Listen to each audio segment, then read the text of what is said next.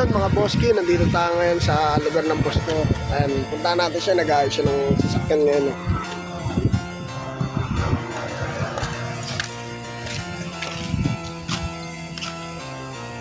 Ito yung inaayos niya ngayon mga boss. Oh. Patak na ito boss. Walang boss eh. Tatakbuhin yan. Walang po ako eh. Tatakbuhin yan.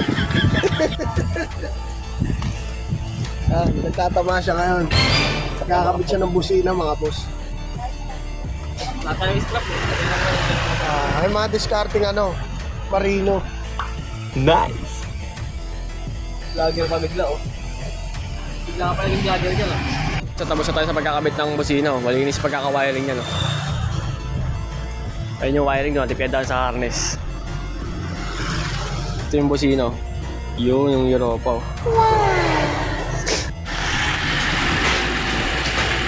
Tingnan dyan yung busina mo nga!